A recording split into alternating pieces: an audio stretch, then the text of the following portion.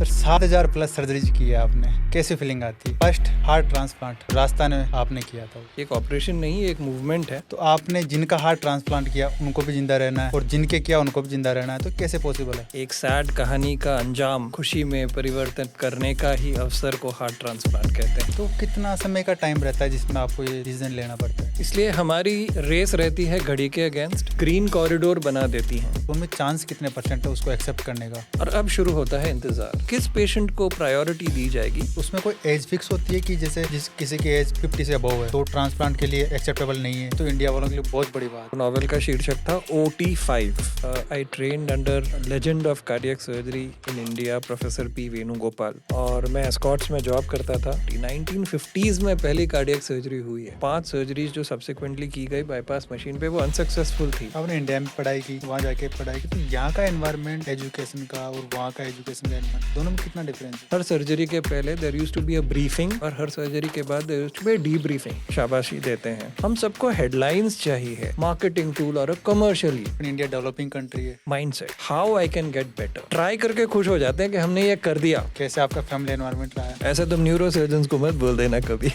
कितना आपको पेड कर देते हैं, मतलब कम है या ज्यादा? Let me tell you this कि यहाँ मिठाई वाले और कचौरी वाले कार्डियक सर्जन से बहुत ज्यादा कमा लेते हैं। पूरे मेडिकल फ्रेटर्निटी की ये प्रॉब्लम है। हर ट्रांसप्लांट के अलावा आप कौन कौन सी सर्जरीज करते हो? बाईपास किन लोगों को जरूरत पड़ती है बाईपास सर्जरी करवाने के लिए? जिसमें आपको वाल्व भी बदलना पड़ सकता है या बाईपास भी कर, मतलब 3 या 4 पोर्ट से आप बाईपास सर्जरी कर सकते हैं। बाईपास सर्जरी होने में कितना टाइम लगता है? तो दोबारा क्या उसको हार्ट की बीमारी नहीं होगी जिसकी वजह से बाईपास किया गया था? जब अच्छा करने लगते हैं तो लापरवाह हो जाते हैं कि अब जरूरत ना है मेरे को। क्या डायबिटिक जो पेशेंट है, जो भी हार्ट पेशेंट नहीं है, उनके चांसेस है हार्ट पेशेंट बनने के? एब्सोल्यूट। इसीलिए डायबिटिक्स में साइलेंट अटैक होना भी बहुत कॉमन है। लोगों के मन में कई सारी गलत धारणाएं बनी हुई है। वॉल्व रिप्लेसमेंट में क्या होता है? एनिमल टिश्यू से बना हुआ वाल्व यूज कर सकते हैं। पेशेंट की एज कितनी बढ़ जाती है, इंक्रीज हो जाती है? उस समय जब आप सर्जरी कर रहे होते हो तो आपके दिमाग में क्या चल रहा होता है? क्योंकि लोगों का ट्रस्ट बिल्डअप करना बहुत जरूरी है। Everything is very finely monitored. ये मॉडर्न जनरेशन के हिसाब से काफी चेंज हुआ है। अओर्टिक एन्युरिज्म कर क्या होती है और बहुत घातक होती है। अचानक से एक दिन पता चलता है कि ये मैसिव कैटास्ट्रोफी हो गया। अचानक से लोग हम सुनते हैं कि दिल में छेद हो गया, क्या होता है सर? इसको ये चेंजेस जरूरी ही जरूरी। आप ही को फायदा है। और हेल्दी जो आप लाइफ स्टाइल के लिए कुछ बताना चाहोगे तो क्या होगा? ओकेजनली ब्रेकफास्ट भी बनाता हूँ बच्चों के लिए।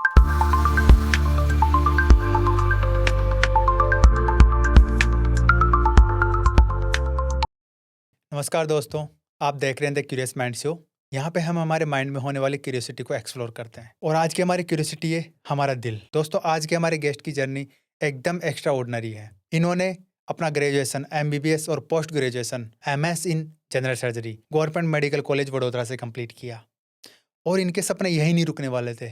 इन्होंने एम्स न्यू दिल्ली से MCS CTVS कंप्लीट किया, जो कि कार्डियक सर्जरी की दुनिया का बहुत टफ और प्रेस्टिजियस प्रोग्राम माना जाता है। इन्होंने अपने हॉरिजन्स और एक्सपेंड किए और हार्वर्ड मेडिकल स्कूल बोस्टन के MG हॉस्पिटल से क्लिनिकल फेलोशिप कंप्लीट किया, और दुनिया के सबसे एडवांस सेंटर मेयो क्लिनिक से एडवांस्ड क्लिनिकल फेलोशिप कंप्लीट किया। और भारत में आने के बाद उन्होंने अपना नाम एक टॉप कार्डियक सर्जन के रूप में एस्टैब्लिश किया, और वो यही नहीं रुके, उन्होंने एक नई हिस्ट्री क्रिएट की।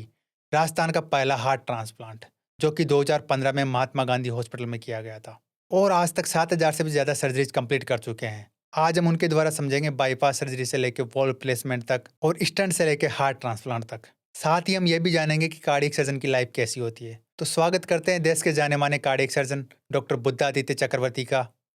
वेलकम सर, आप हमारे शो में आए, उसके लिए आपका बहुत बहुत धन्यवाद। नमस्कार, thank you for this wonderful opportunity. मुझे बहुत प्रसन्नता है, मैं आज आपके सामने यहाँ पे बैठा हुआ हूँ।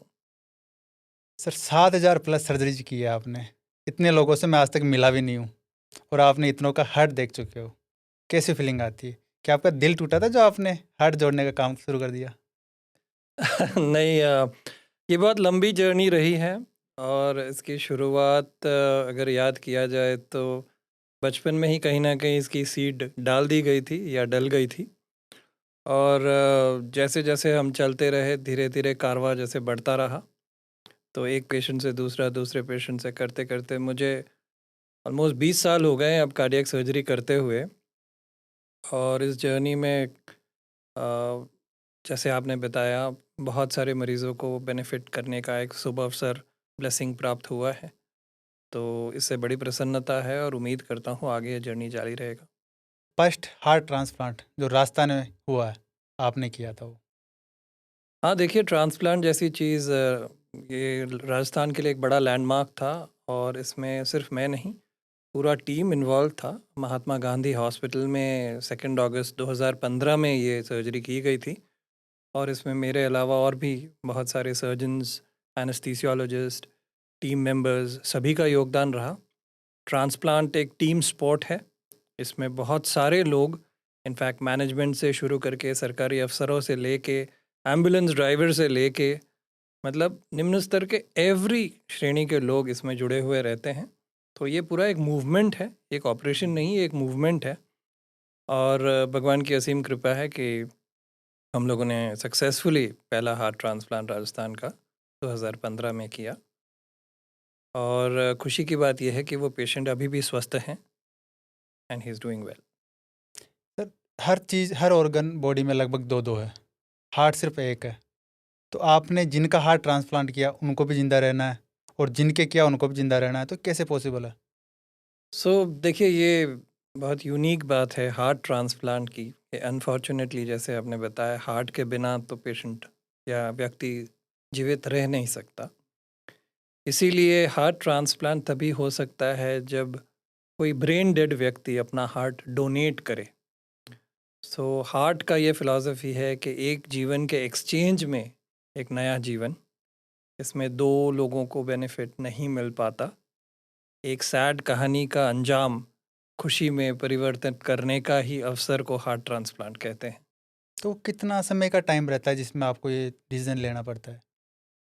देखिए डिसीजन मेकिंग प्रोसेस एक्चुअली तभी शुरू हो जाता है जब आपके पास प्रोस्पेक्टिव ऐसा कोई पेशेंट हो जो ब्रेन डेड है लेकिन जिसकी शारीरिक ऑर्गन्स स्पेशली हार्ट अच्छी तरह फंक्शन कर रहा है। ये बहुत महत्वपूर्ण है कि जो ट्रीटिंग डॉक्टर्स है इस चीज़ को आइडेंटिफाई करे टाइमली। इसमें जैसे मैंने बताया बहुत लोगों का योगदान भी है, नोडल ऑफिसर्स हैं, बहुत स्वयं सेवी संस्थाएं हैं जो पेशेंट को प्रेरित करते हैं, फैमिली को एडुकेट करते हैं ट्रांसप्लांट के लिए हाँ भरने में। ये भी बहुत बड़ा डिसीजन है। कोई पेशेंट जो अपना खो रहा है उस वक्त ये डिसाइड करना कि हम ये पेशेंट का हृदय दूसरे किसी को दान में देंगे, ये एक बड़ी मुश्किल डिसीजन है पेशेंट के फैमिली के लिए।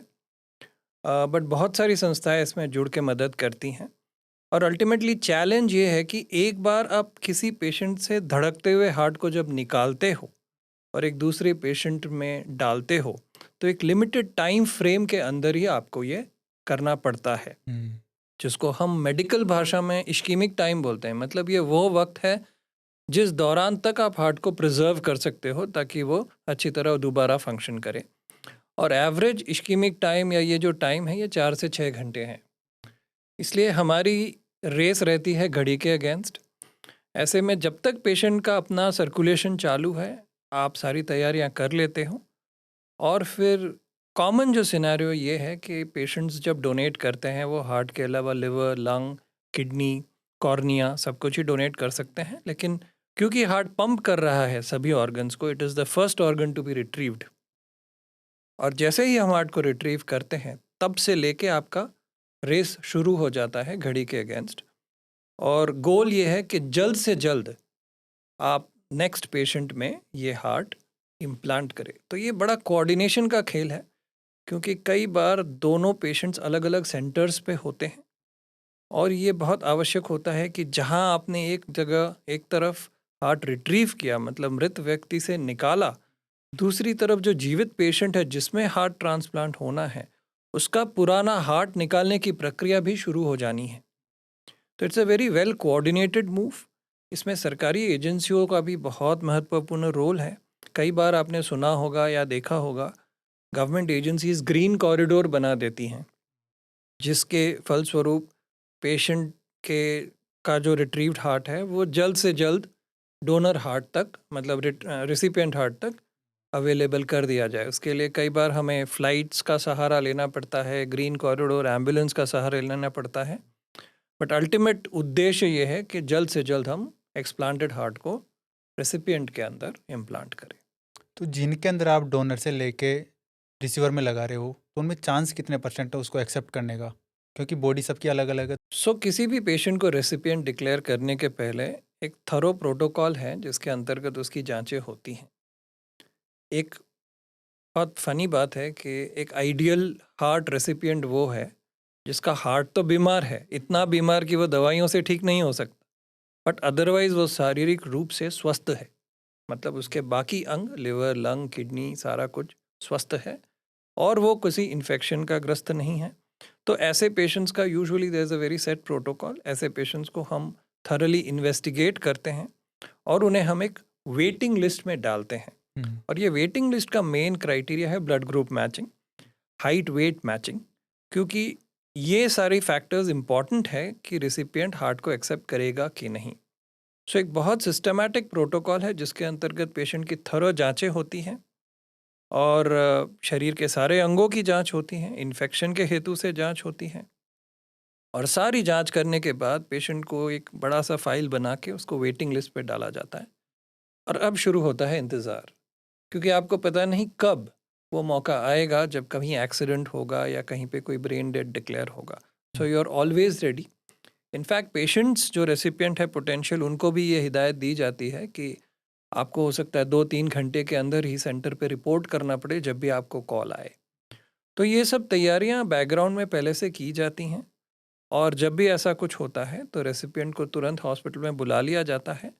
एक टीम जो लोकली अवेलेबल है वो पहले पोटेंशियल डोनर को इवैल्यूएट करती है और अगर उसका हार्ट सही तरीके से सभी क्राइटेरिया मीट करता हुआ पाया गया, तब ये एक सेंट्रल एजेंसी को नोटिफाई किया जाता है। सेंट्रल एजेंसीज ये जैसे हमारे स्टेट बेस्ड सेंट्रल एजेंसी है, नेशन बेस्ड सेंट्रल एजेंसी है।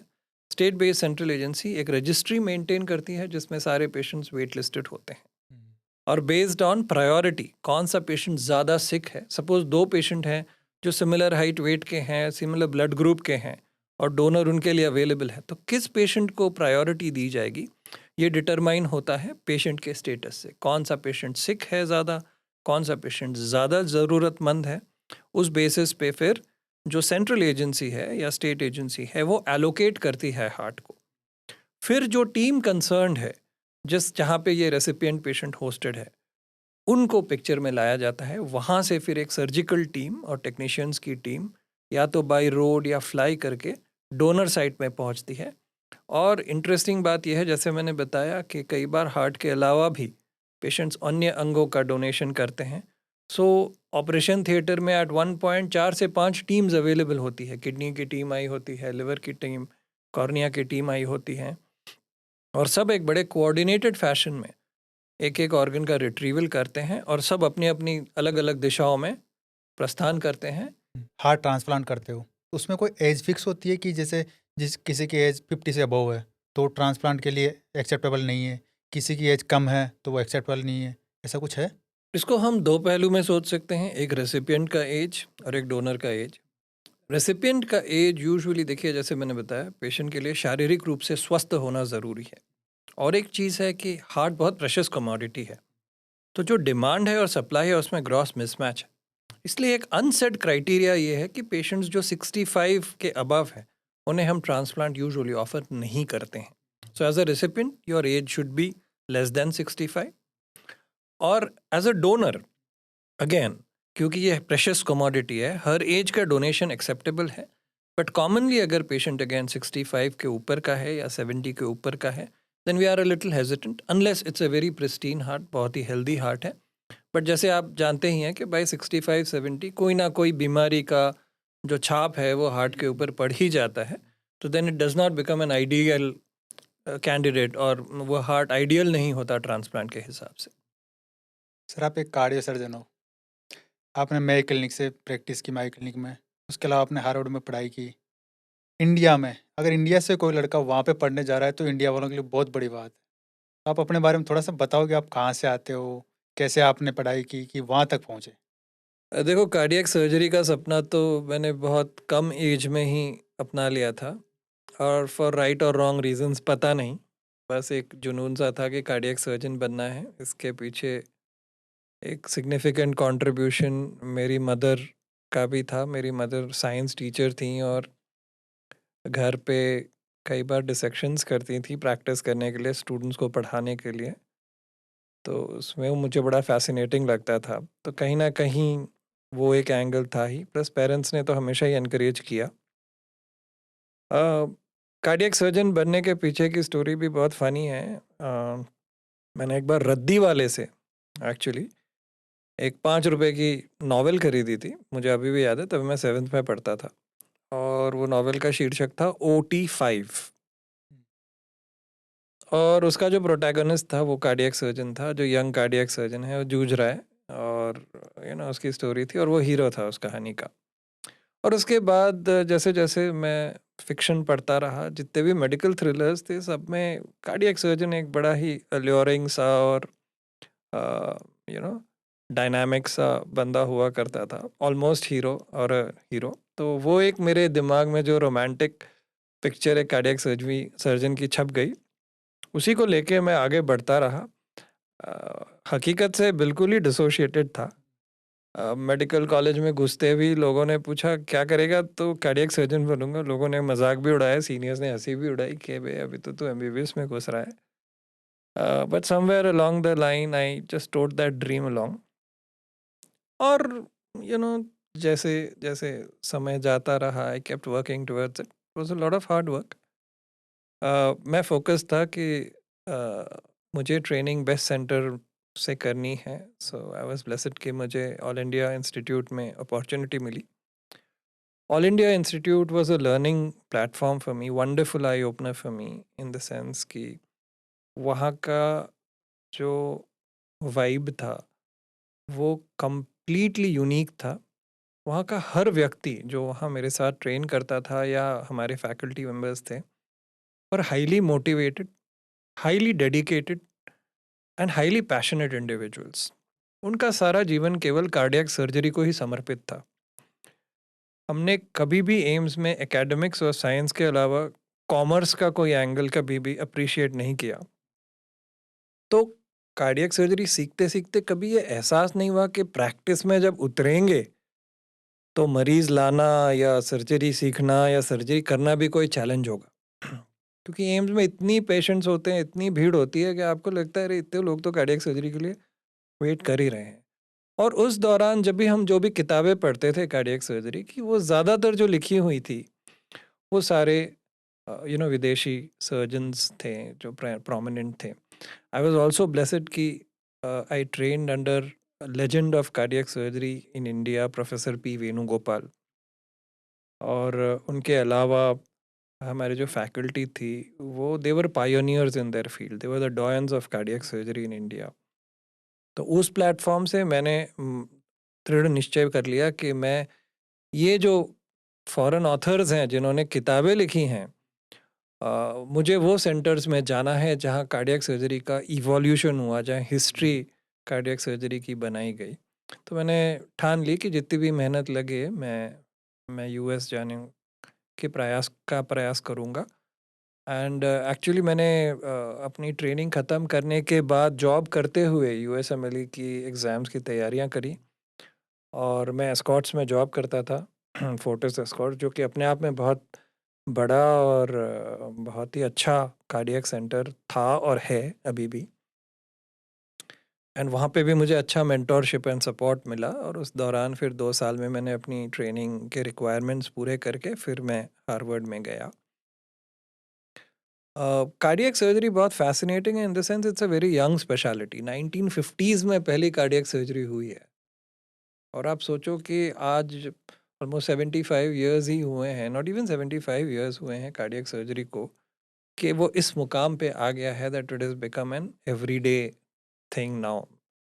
बट जो कार्डियक सर्जरी का एवोल्यूशन है, it was led by people who were fearless, who were dreamers and who were supremely passionate लोग। मुझे पता नहीं ये टिडबिट आपसे शेयर करना चाहिए, मुझे लगता है कि जिस व्यक्ति ने बाईपास मशीन का इजाद किया, जॉन गिबन, 5 सर्जरीज करने के बाद जब फर्स्ट केस सक्सेसफुल है, उसके बाद 5 सर्जरीज जो सब्सिक्वेंटली की गई बाईपास मशीन पे वो अनसक्सेसफुल थी and John gibbon gave up cardiac surgery. तो कार्डियक सर्जन की जो जर्नी रही है, ये अपने आप में एक इंस्पिरेशनल टेल्स है। मतलब there are umpteen stories like this. तो मैं ये सब रियल में इन लोगों को देखना चाहता था, ये ड्रीम्स को लिव करना चाहता था, इसलिए मैं यूएस गया। So I made this journey and I was blessed कि I got an opportunity to train abroad. आपने इंडिया में पढ़ाई की, वहाँ जाके पढ़ाई की, तो यहाँ का एनवायरनमेंट एजुकेशन का और वहाँ का एजुकेशन का एनवायरनमेंट दोनों में कितना डिफरेंस है? देखो, जब मैं इंडिया में ट्रेन कर रहा था तब मैं रेजिडेंट था, स्टूडेंट था, तब मैंने खुद सर्जरीज नहीं की थी। और जब आप स्टूडेंट होते हो, एज अ सर्जरी स्टूडेंट, आप बहुत चीज़ें या जो फाइनर न्यूएंसेस हैं चीज़ों की अप्रिशिएट नहीं कर पाते हो। एज अ स्टूडेंट आपका फोकस थोड़ा अलग होता है कि मैं अपना थीसिस पूरा कर लूँ, मैं आज की ड्यूटी पूरी कर लूँ, कल की नींद जो बाकी है वो पूरी हो जाए, और जो नेक्स्ट असाइनमेंट है वो पूरा हो जाए, प्रोफेसर से डांट ना खाए, उस प्रकार का। और सर्जरी जो कर रहे हो आप काफ़ी हद तक चीज़ें मैकेनिकली करते थे, and at the same time you are trying to learn, but it's from the books. You are trying to collaborate जो आप किताबों में पढ़ रहे हो versus what you are seeing in real time. But जब आप ट्रेनिंग ख़त्म कर लेते हो and you start operating yourself, तब आपका नज़रिया बदल जाता है। देन यू स्टार्ट रियलाइजिंग आपके लिए रेलिवेंट क्या है, इम्पोर्टेंट क्या है। मैंने यूएस जब अपनी ट्रेनिंग शुरू की तब ऑलरेडी मैं 2-3 साल से इंडिपेंडेंट सर्जरीज करना शुरू कर चुका था।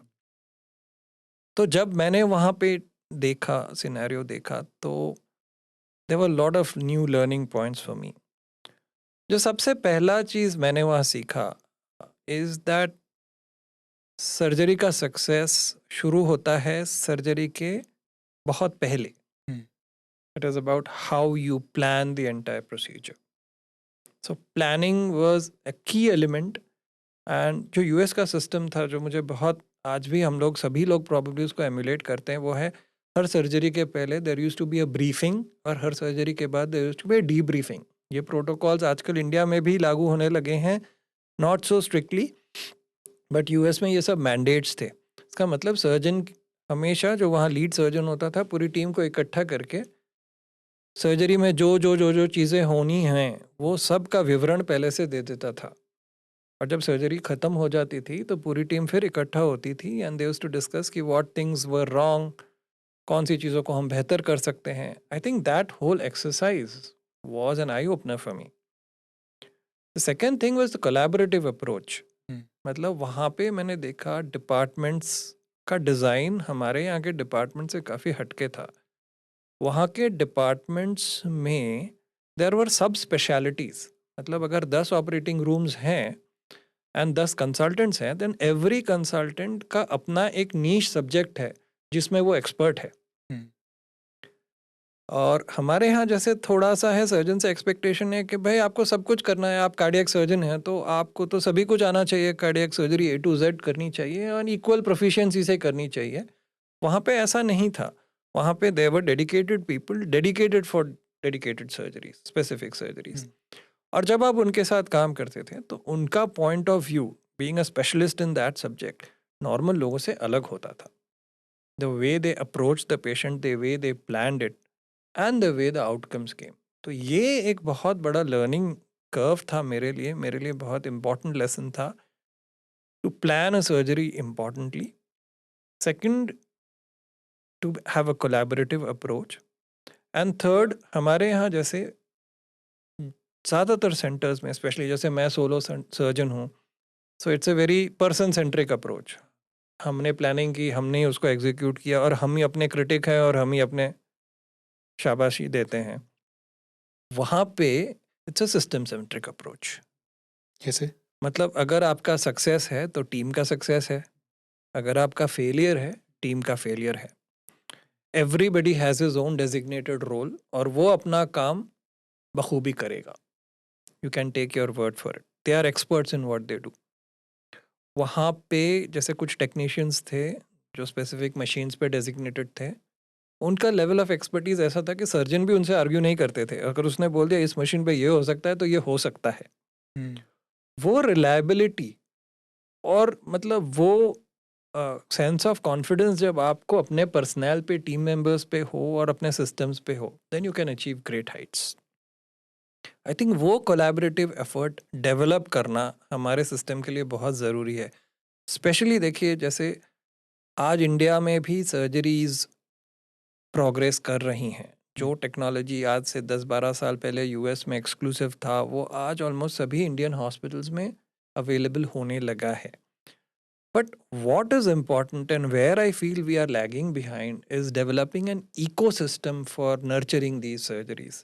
हम लोग सब रिजल्ट ओरिएंटेड हैं, हम सबको हेडलाइंस चाहिए, हम सबको आउटकम्स चाहिए, बट उसके पीछे का जो मेहनत है, उसके पीछे का जो प्रोसेस है, हम उसको फॉलो करने के लिए तैयार नहीं हैं। आज सभी हॉस्पिटल्स चाहते हैं कि यू री invent your practice and do something so magical जो कल हम उसको हाईलाइट कर सके एज अ मार्केटिंग टूल और अ कमर्शियल ये। The whole focus remains that this is science, और ये डेवलप होगा over a period of time, और ये डेवलप होगा with people who are like minded and who are dedicated and who will put in that extra effort. इसके लिए investment चाहिए, इसके लिए टाइम चाहिए, इसके लिए प्रोसेस चाहिए। तो मुझे लगता है हमारे हॉस्पिटल्स में, इंस्टीट्यूट्स में अभी भी वो प्रोसेस सेंट्रिक अप्रोच, वो एल्गोरिदमिक अप्रोच पूरी तरह से अभी तक आया नहीं है। Of course with due respect, जैसे जैसे हमारे जनरेशन के लोग बाहर जा रहे हैं, ट्रेन कर रहे हैं, lot of them are coming back and they are imbibing these values and trying to create it back home. But I still feel that there is a big lacuna जहाँ पे our hospital administrators, our teachers, our faculty members should step up and try to make this difference.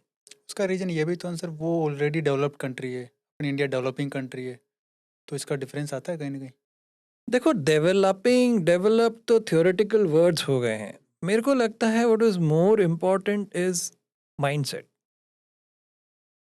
आज हमारे India में हम बोलते हैं हमारे पास वर्ल्ड क्लास सेंटर्स हैं। What do we mean by world class? World class का मतलब ये है कि जो भी best centre in the world जो level of care and proficiency offer कर रहा है, वही लेवल ऑफ केयर और प्रोफिशिएंसी मैं अपने हॉस्पिटल में या अपने यूनिट में प्रोवाइड करूँ। That is world class, correct? But वो लेवल ऑफ प्रोफिशिएंसी को डिलीवर करने में मेरे को जो रिसोर्सेज चाहिए वो मेरे पास अवेलेबल होना ज़रूरी है। Second, I also have to be transparent in my approach and critically analyze how I can get better. वो critical analysis हमारे यहाँ सभी में है नहीं, वो mindset अभी तक हम लोगों ने डेवलप किया नहीं। हम तो ट्राई करके खुश हो जाते हैं कि हमने ये कर दिया, ये टेक्नोलॉजी हमारे पास आ गई। अब नेक्स्ट स्टेप है उसको अंजाम देना, and I think we are not far behind. I mean, we are in the process, and sooner or later, we are going to be there. वहाँ के पेशेंट जो थिंकिंग होती है और यहाँ के पेशेंट की जो थिंकिंग होती है, इन दोनों में कितना डिफरेंस आपने नोटिस किया? I think वो एक बहुत बहुत ज़मीन आसमान का अंतर है।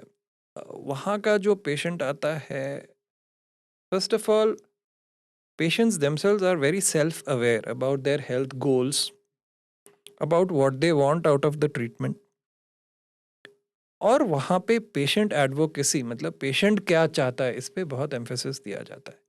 जैसे यहाँ पे मैंने बहुत बार देखा है, अगर हम पेशेंट से डिस्कस कर रहे होते हैं और पेशेंट को हम ऑप्शंस देते हैं कि आपके पास ट्रीटमेंट के ये ऑप्शन देते, वो पेशेंट थोड़ा रादर हेजिटेट करता है कि डॉक्टर साहब आप ही डिसाइड करो, हमें क्या पता। वहाँ का ट्रेंड ऐसा नहीं है। वहाँ के ट्रेंड में आप पेशेंट को सारे चीज़ों के प्रोज ऑन कॉन्स बताते हो and then you let the patient decide. That is one major difference जो मैंने ऑब्जर्व किया है। सेकंड है, पेशेंट्स के लेवल ऑफ एजुकेशन या लेवल ऑफ इंटेलेक्ट या level of understanding about disease भी प्रोफाउंड है। वहाँ पे पेशेंट्स रिसर्च करके आते हैं और जेन्युइन रिसर्च करके आते हैं, not with the idea of just asking questions. They want to know more about their condition. So they want a clear picture about, how they want to live their life. So इसीलिए वो genuine सवाल लेके आते हैं। And यहाँ पे मैंने देखा है कि ज़्यादातर पेशेंट्स का डिजीज़ के बारे में अंडरस्टैंडिंग अच्छा नहीं है, आउटकम के बारे में अंडरस्टैंडिंग या एक्सपेक्टेशन ज़्यादा है। मतलब मुझे क्या प्रॉब्लम है उसको ना समझ के मैं कैसे ठीक हो जाऊंगा या कितना ठीक हो जाऊंगा, उस पर एम्फेसिस ज़्यादा रहता है। सो आई थिंक हाँ, पेशेंट पॉपुलेशंस में तो definitely there is a significant difference. Sir, इतनी आपसे बातचीत करने के बाद मुझे थोड़ा सा पर्सनली क्यूरियोसिटी हो रही है आपके बारे में जानने की। आप कहाँ से बिलोंग करते हो, कैसे आपका फैमिली एनवायरनमेंट रहा है? मेरा जन्म अगरतला में हुआ।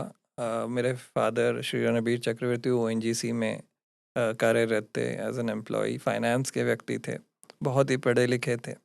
Came from very humble backgrounds but was a phenomenal man, very very well read, very very well very thinking man. हर चीज़ को बहुत बारीकी से समझते थे और एक परफेक्शनिस्ट एटीट्यूड के थे। My mother Aparna Chakraborty was a teacher, she spend all her life in the education field. और मेरे प्राइमरी एजुकेशन का दारोमदार भी मेरी मदर ने ही समझा और संभाला। हम बॉम्बे में बड़े हुए, हमारी सारी स्कूलिंग बॉम्बे में रही और उसके बाद जैसे 10th के बाद फादर का ट्रांसफ़र हो गया तो हम गुजरात आ गए। मैंने अपनी last phase of schooling Gujarat Ahmedabad से करी और उसके बाद एंट्रेंस के थ्रू मैंने अपना ग्रेजुएशन बड़ौदा से किया, गवर्नमेंट मेडिकल कॉलेज से। अपना पोस्ट ग्रेजुएशंस भी गवर्नमेंट मेडिकल कॉलेज से किया और उसके बाद नेशनल एंट्रेंस के थ्रू मैं ऑल इंडिया इंस्टीट्यूट में अपनी MCH ट्रेनिंग के लिए आ गया। हम्म। और अब US में कई साल रहने के बाद ऑलमोस्ट लास्ट 10-11 साल से मैं जयपुर में हूँ। तो आप मुझे अब जयपुर का हिस्सा मान सकते हैं। कार्डियो सर्जन, इससे मतलब ऊपर कार्डियक सर्जन से ऊपर कोई ब्रांच नहीं होती आई थिंक, जितना मैं जानता हूँ। इससे बड़ा कोई डॉक्टर नहीं होता। ऐसे तुम न्यूरो सर्जन्स को मत बोल देना कभी। मतलब मेडिकल फील्ड में जितना मैं जानता हूँ, मेरी नॉलेज है, तो कितना अमाउंट, कितना आपको पेड कर देते हैं? मतलब क्या अपने इंडिया के हिसाब से कम है या ज़्यादा है?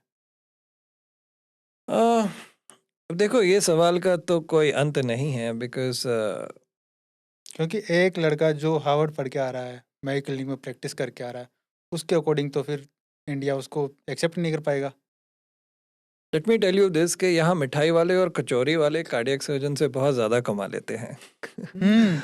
और बस ये है कि एज ए कार्डियक सर्जन आप आराम से रह सकते हो, खा सकते हो, खा पी सकते हो और अपने परिवार की परवरिश कर सकते हो। ऐसा क्यों? इतना डिफरेंस किस वजह से आ रहा है? क्या कमी रह रही है अभी भी? इसका जवाब देना थोड़ा कॉम्प्लिकेटेड है, मुझे सोचना पड़ेगा इसके लिए कि इसका इजी आंसर नहीं है।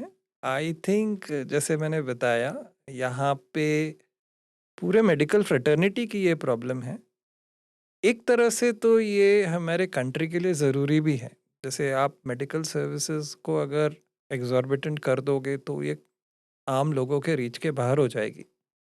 एट द सेम टाइम जब आप सबको एक इक्वल अपॉर्चुनिटी प्लेटफॉर्म देना चाहोगे एक्सेस के लिए, तो कहीं ना कहीं कॉस्ट कटिंग तो होगा और लिमिटेड कॉस्ट के अंदर फिर डॉक्टर के लिए भी आपका बजट लिमिटेड ही होगा। बट हमारे मेडिकल फ्रेटर्निटी में the spectrum is very wide, है ना। लोग ये भी है जो बाईसाइकिल पे सफ़र कर रहे हैं और डॉक्टर्स वो भी है जो लैम्बोर्गिनी में घूम रहे हैं। So I think with due respect to everybody, जिसने अपने स्किल और जिसने अपने टैलेंट को अच्छी तरह से यूटिलाइज किया, प्रोडक्टिव रहा, he is doing well. Her transplant के अलावा आप कौन कौन सी सर्जरीज करते हो जो सबसे देखिए, ज़्यादा कॉमनली होती है? मेरा जो फोकस है प्रैक्टिस का, अभी समय के साथ साथ क्या हुआ है कि सभी विषयों में, इनफैक्ट कार्डियक सर्जरी में बहुत सारे सब स्पेशलिटीज़ डेवलप हो गई हैं। तो आजकल की तारीख में आप, पहले जैसा था कि एक ही सर्जन सब कुछ कर सकता है या करता है, अभी थोड़ा एरा ऑफ स्पेशलाइजेशन या सब स्पेशलाइजेशन है। तो मेरा area of focus adult cardiac surgery है। एडल्ट कार्डियक सर्जरी के अंतर्गत कॉमनली किए गए ऑपरेशंस हमारे देश में वाल्व के ऑपरेशंस हैं, बाईपास सर्जरीज हैं, आयोटिक सर्जरीज हैं और इन्हीं सर्जरीज के जो सबसेट्स हैं, जैसे बाईपास सर्जरी में भी टोटल आर्टीरियल ग्राफ्टिंग एक स्पेशलाइज टाइप की बाईपास सर्जरी है, या मिनिमली इन्वेजिव सर्जरी आपने सोचा होगा, ये एक स्पेशलाइज सर्जरी है। इसके अलावा हमारे देश में ये यूनिक अवस्था है कि cardiac surgeons are also trained as thoracic and vascular surgeons. विदेशों में ऐसा नहीं है, विदेशों में these are all separate specialities.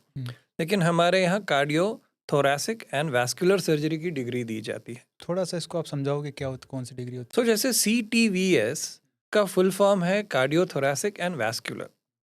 Cardio वो पार्ट पे फोकस करता है जो हार्ट रिलेटेड है, थोरैसिक चेस्ट वॉल और लंग रिलेटेड सर्जरीज पे फोकस्ड है, है? और वैस्कुलर मतलब हमारे शरीर के धमनियाँ जैसे आर्टरीज और वेन्स, उसकी सारी सर्जरीज इसके अंतर्गत आती है। So technically we are all qualified to deal with all the 3 spectrum, cardiac, thoracic और वैस्कुलर। अब अपने अपनी प्रेफरेंस के अनुसार या ट्रेनिंग के अनुसार या पसंद के अनुसार लोग अपना अपना सब स्पेशलिटी चुन लेते हैं। जैसे मेरा फोकस प्राइमरीली 80 और 90% मेरा काम मैं कहूँगा कार्डियक रिलेटेड है, और कार्डियक में जैसे मैंने बताया आपको एडल्ट कार्डियक सर्जरी पे मेरा फोकस है। तो ये सारी सर्जरीज हैं जो कॉमनली की जाती हैं। इसके अलावा कई बार कॉन्जेनाइटल प्रॉब्लम्स जैसे हार्ट में छेद बनना या कोई इन्फेक्शंस की वजह से, जैसे एंडोकार्डाइटिस बोलते हैं, या हार्ट की इमरजेंसीज जैसे नसें फट जाना या हार्ट का रप्चर होना या हार्ट में होल डेवलप हो जाना, इस तरह की सारी कॉम्प्लेक्स सर्जरीज का मेरे को एक्सपोजर है और मैं रेगुलरली करता हूँ। अभी आपने बात की बाईपास की, तो बाईपास किन लोगों को जरूरत पड़ती है बाईपास सर्जरी करवाने के लिए? कौन से कार्डियक पेशेंट को जरूरत पड़ती है? सो इस पे मेरा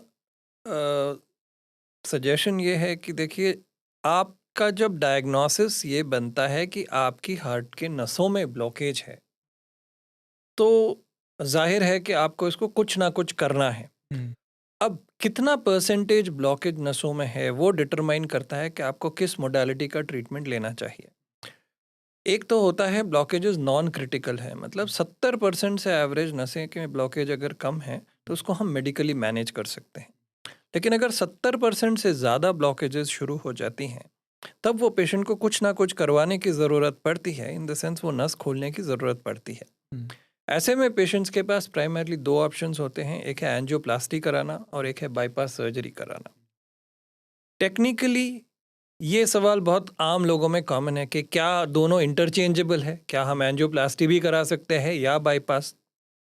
कुछ केसेस में हाँ, दोनों इंटरचेंजेबल हैं, but there are certain indications जो खास सर्जरी के लिए बनी हुई है। जैसे हार्ट में अगर मैं थोड़ा सा समझाऊं तो लेफ्ट साइड की एक मेन नस होती है जिसमें लेफ्ट की 2 नसें उभरती हैं और राइट साइड में एक बड़ी नस होती है। कुल मिला के हार्ट में 3 नसें हैं। तो अगर लेफ्ट साइड की मेन नस में ब्लॉकेज हो, जिसमें हम लेफ्ट मेन डिजीज बोलते हैं, तो वो एक इंडिकेशन बन जाता है सर्जरी का, क्योंकि उसमें अगर आप फिर स्टेंट डालते हैं और स्टेंट भविष्य में अगर बंद हो जाए तो पूरा सिस्टम ही, मान के चलिए हाईवे ही एकदम बंद हो गया, तो आगे की सारी नसें या रास्ता बंद हो जाएगा। उसी प्रकार से इसीलिए bypass surgery is the preferred indication for left main disease. अच्छा। उसके बाद जैसे डायबिटिक्स हैं विथ ट्रिपल वेसल डिजीज, मतलब आपकी तीनों नसों में ब्लॉकेजेस है, लेफ्ट की दोनों नस और राइट की नस, और साथ में आप डायबिटिक्स हैं, तो इसमें यह देखा गया है कि लॉन्ग टर्म में, लंबे समय के उपरांत, बाईपास सर्जरी के आउटकम्स एंजियोप्लास्टी से कई गुना बेहतर है। फिर और भी कुछ स्पेसिफिक इंडिकेशंस हैं, जैसे नस जहाँ शुरू होती है वहीं पे अगर ब्लॉकेज हो, जैसे उसको ऑस्टियल डिजीज बोलते हैं, या CTO वेसल्स हो, मतलब नस 100% बंद है और इर्द गिर्द से फिलिंग हो रही है, आगे से उसकी कोई फिलिंग नहीं है, या साथ में कंकॉमिटेंट वाल्व की कोई बीमारी हो जिसमें आपको वाल्व भी बदलना पड़ सकता है या बाईपास भी करना, तो ये सारे इंडिकेशन स्पेसिफिकली बाईपास सर्जरी के लिए बन जाते हैं। और दोनों में से कौन सी वाली ठीक रहती है जिससे लोगों को सजेस्ट किया जाता है कि ये लॉन्ग टर्म के लिए अच्छी है? देखिए, जो भी लॉन्ग टर्म डेटा अवेलेबल है उसमें अगर ब्रॉडली बताया जाए, ऐसे अम्ब्रेला एक फिलॉसफी दिया जाए, तो बाईपास सर्जरी के long term outcomes are much better than stenting. Again having said that, कौन सी किसके लिए अच्छी है ये बहुत सब्जेक्टिव है। जैसे कोई बहुत यंग पेशेंट है, फिजिकली बहुत एक्टिव है, उसके लिए बाईपास सर्जरी कराना becomes a challenge. For him angioplasty may be a good option, but वो गुड ऑप्शन है या नहीं वो डिटरमाइन करेगा उसका डिजीज पैटर्न, पेशेंट की बाकी मेडिकल कंडीशन। जैसे मैंने बताया, अगर यंग पेशेंट है और डायबिटिक है, then stenting might not be the best option for him। हालांकि अगर वो डायबिटिक नहीं है, लीजन्स बहुत डिस्क्रीट है, मतलब एक ही जगह पे सीमित लीजन्स हैं, तो ऐसे में stenting might be a good option for that patient. So इस तरह से जनरलाइज करना कि कौन सा सही ऑप्शन है बहुत मुश्किल है। पेशेंट्स के लिए भी ये डिसीजन लेना मुश्किल है। इसीलिए मेरा हमेशा कहना है कि जब भी आपको मल्टीपल वेसल डिजीज में ब्लॉकेजेस हो, आपको एक बार सर्जन से ज़रूर ओपिनियन लेना चाहिए, क्योंकि हो सकता है लॉन्ग टर्म में surgery is a better option. और आज की तारीख में जो लोगों को मेन भय था सर्जरी का कि हमारे काम करने की क्षमता या हमारी फंक्शनैलिटी इम्पैक्ट हो जाएगी या सर्जिकल रिस्क बहुत ज़्यादा हो जाएगा, ये एक मिथ है। आज की तारीख में एक इलेक्टिव बाईपास सर्जरी के कॉम्प्लिकेशंस होने की परसेंटेज 1% या 1.5% से कम है, और मैं ये ग्लोबल डेटा की बात बता रहा हूँ। सेकेंडली, आज की तारीख में हमारे पास बहुत सारे ऐसे नए टेक्नोलॉजीज़ है, ऑप्शंस है, जिसके द्वारा हम लेसर इन्वेजिव तरीक़ों से सर्जरी कर सकते हैं। एक बड़ा नया उभरता हुआ जो तरीका है ऑपरेशन करने का, वो है मिनिमली इन्वेजिव सर्जरी, जिसमें हम इस बोन को ना स्प्लिट करके दूरबीन द्वारा या छोटे चीरे द्वारा लेफ्ट चेस्ट से सर्जरीज, वही बाईपास सर्जरी जो हम पहले ओपन चेस्ट से करते थे, वो हम मिनिमली इन्वेजिव तरीके से कर सकते हैं। एक और नया डेवलपिंग टेक्नोलॉजी बहुत जल्दी जो बढ़ रहा है वो है रोबोटिक। और रोबोटिक में छोटे पोर्ट के साइजेस, मतलब उसमें चीरा भी नहीं लगता पूरा, छोटे छोटे पोर्ट इंसिशन से, मतलब 3 या 4 पोर्ट से आप बाईपास सर्जरी कर सकते हैं। एक और जो डेवलपमेंट है आज की तारीख में जो बहुत रेलेवेंट है, वो ये अंडरस्टैंडिंग कि देखिए बाईपास सर्जरी एक फाइनाइट सर्जरी हुआ करता था, मतलब उसकी एक एक्सपेक्टेंसी हुआ करती थी, क्योंकि जो नस आप लगाते हो वो कुछ समय के बाद सिकुड़ने खुद ब खुद लग जाता था। सो जैसे पहले हम क्या करते थे कि छाती की नस एज वेल एज पैरों की नस को अवॉइड लगाया करते थे, तो उसमें हमारा जो डेटा था वो ये था कि 10 साल में करीब 80% नसें चलती हैं, बट 15 से 20% नसें जो हैं सिकुड़ने लग जाती हैं। तो फिर आगे स्टडीज़ ने ये बताया कि अगर हम यही आर्टरीज, मतलब शरीर में जो लाल खून ले जाने वाली नसें हैं, उनका ज़्यादा प्रयोग करें, उनकी पेटेंसी जो है हमारी पैर की नसों से ज़्यादा बेहतर है। सो जहाँ पे भी मुमकिन हो, again it's not a generalize statement, सभी के लिए वो लागू नहीं होता, बट जहाँ पे मुमकिन हो, अगर पेशेंट यंग हो, अदरवाइज हेल्दी हो, कोई कोमॉर्बिड नहीं हो, तो एक बहुत अच्छा दुरुस्त ऑप्शन है टोटल आर्टीरियल ग्राफ्टिंग, मतलब लाल खून नसों से ग्राफ्टिंग करना, जिसकी लॉन्ग टर्म पेटेंसीज अगर देखी जाए तो वो बहुत बहुत अच्छी होती है। सो those patients are better candidates for total arterial grafting than stenting if you consider the long term results. अभी आपने बाईपास की बात की, बाईपास सर्जरी होने में कितना टाइम लगता है? देखो, ऐसा कोई फिक्स टाइम तो नहीं है, सब कुछ डिपेंड करता है आप कितनी नसों में ब्लॉकेजेस हैं, नसों की क्वालिटी कैसी है, पेशेंट का हार्ट का फंक्शन कैसा है। बट एवरेज अगर बात की जाए से मुझे लगता है 3 नसों का बाईपास 3-3.5 घंटे का प्रोसीजर तो है ही, which includes anesthesia, पेशेंट को क्लीनिंग, ड्रेपिंग, इंसिशंस, कॉन्डुइट हार्वेस्टिंग और फिर सर्जरी। तो टोटल प्रक्रिया एवरेज आप मान के चलो 3.5 से 4 घंटे की प्रोसेस तो रहती है। और उसके बाद में पेशेंट कितने दिन में फिट हो जाता है कि अब वो नॉर्मल काम कर सकता है जो पहले रूटीन में करता अगेन बहुत कुछ डिपेंड करता है पेशेंट का बेसलाइन फिजिकलिटी कैसा था। कोई पेशेंट है बहुत एक्टिव है, उसका हार्ट का फंक्शन अच्छा है, एक एक्टिव लाइफस्टाइल में जी रहा था, अब अगर सपोज उसकी मिनिमली इन्वेजिव सर्जरी करी गई है तो वो 7 से 10 दिन में फंक्शनैलिटी पे वापस आ जाता है। अगेन ओपन सर्जरी अगर की जाती है तो usually patients do very well, अगर वो बेसलाइन में फिट पेशेंट्स हैं 3 से 4 हफ्ते के अंदर most patients can get back to work, और within 3 months they can be back to full physical activity, whereby meaning normal अपना जो भी दिनचर्या करते थे, एक्सरसाइज करना, जिम जाना, दौड़ना, सब कुछ ही कर सकते हैं। दैट टाइम फ्रेम रफली इज अबाउट 3 मंथ्स। अगर किसी का एक बार बाईपास हो गया तो दोबारा क्या उसको हार्ट की बीमारी नहीं होगी जिसकी वजह से बाईपास किया गया था? देखिए, बाईपास पहली बात है एक ऐसी सर्जरी है जिसको मेंटेन करना बहुत ज़रूरी है। सेकंड, आपकी जो डिजीज़ प्रक्रिया है वो बॉडी में निरंतर चल रहा है, मतलब हार्ट की नसों में ब्लॉकेजेस बने जा रहे हैं। आपने बाईपास किया है तो आपने उस प्रक्रिया को नहीं रोका, आपने जो उसका अंजाम था, प्रक्रिया का जो ब्लॉकेज बन गया था, उसको बाईपास किया है। तो इट बिकम्स वेरी एसेंशियल कि पेशेंट्स इस चीज़ को रियलाइज़ करे कि हमने बाईपास करा लिया तो बीमारी हमारी ख़त्म नहीं हो गई। बाईपास को मेंटेन करते रहना भी अत्यंत आवश्यक है। कई बार हमारे पेशेंट्स में देखता हूँ सर्जरी हो गई, जब अच्छा करने लगते हैं तो लापरवाह हो जाते हैं, वापस उन्हीं चीज़ों पे फॉल बैक कर जाते हैं जो उनके मेन इंसाइटिंग उनको रीजंस थे। लगता है ना कि वो तो ठीक हो गए। बिल्कुल, हाँ। और कभी कभी रेयरली हमें ऐसे भी मरीज मिलते हैं जो दवाइयाँ भी बंद कर देते कि डॉक्टर साहब मैं तो बिल्कुल ठीक हो गया, तो मैंने दवाइयाँ बंद कर दी कि अब ज़रूरत ना है मेरे को कोई। हुँ। बट इम्पॉर्टेंट चीज़ समझने की बात यह है कि डिजीज़ प्रक्रिया आपके बॉडी में निरंतर चल रहा है और ये आपके नसों को भी इम्पैक्ट करेगा और बाईपास को भी इम्पैक्ट करेगा। ऐसे कौन से लाइफ़स्टाइल चेंजेज़ होते हैं जो उनको ध्यान रखना पड़ता है, इसके सर्जरी के बाद में कि ये इन चीज़ों का तो ध्यान रखना ही पड़ेगा, ऐसे जनरली लाइफ़स्टाइल का, बीमारियों के अलावा? सो पेशेंट्स के लिए कुछ नॉन नेगोशिएबल फैक्टर्स तो हैं ही। जैसे फॉर एग्जांपल मैंने बताया, अगर आपको कोई स्पेसिफिक कोमॉर्बिडिटी है, जैसे हाइपरटेंशन है, डायबिटीज़ है, उसका शुगर का maintenance, time to time blood pressure की दवाइयाँ, ब्लड प्रेशर का चेकअप, ब्लड प्रेशर मेंटेनेंस, उसके अलावा रेगुलर एक्सरसाइज। अब आप पूछ सकते हैं एक्सरसाइज मतलब सर क्या जिम जाना है या दौड़ना है? एक्सरसाइज डिटरमाइन होगा आपकी एज से, आपके फिजिकल प्रोफाइल से, पर मूवमेंट इज़ वेरी इंपॉर्टेंट। चाहे आप आधा घंटा रेगुलर वॉकिंग करें हुँ। या आप साइकिलिंग करें, स्विमिंग करें, जो भी करें, उससे आपकी हार्ट मसल्स की कंडीशनिंग बेटर होती है। आपके हार्ट को छोटी छोटी नसों द्वारा ब्लड सर्कुलेशन इम्प्रूव करने का एक और मौका मिलता है। Second thing is diet. Diet का बहुत इंपॉर्टेंट रोल है। अनफॉर्चुनेटली हमारे इंडियन सिनेरियो में खान पीन में हम मीठी चीज़ें, तली हुई चीज़ें, लिज्जतदार चीज़ों का बहुत एक इम्पॉर्टेंट वो है। और लोग ऑपरेशन के बाद भी है ना कि डॉक्टर साहब मिठाई कभी तो खा सकते हैं, और वो कभी का जो मापदंड है वो न्यूट्रेटेड नहीं है, टाइट्रेटेड नहीं है। वो कभी हर शादी ब्याह फंक्शन में वो मिठाई अगर लेते हैं, then that is not advisable. So diet का एक बहुत इंपॉर्टेंट रोल है। और डाइट में कुछ बहुत स्पेसिफिक जो आपको चेंज करना है ऐसा भी नहीं है। कुछ बेसिक चीज़ें आपको ध्यान रखनी है, जैसे तेल घी की मात्रा लिमिटेड रखनी है, मीठी चीज़ें अवॉइड करना है, हुँ। ऐसे बाहर का खाना जो बहुत रिच हो, क्योंकि आप ऑलरेडी इतने सारे मेडिसिन्स ले रहे हैं, आप बाहर का खाना जो बहुत रिच हो उसको अवॉइड करके कॉमन होम कुक्ड फूड अच्छी तरह से लीजिए।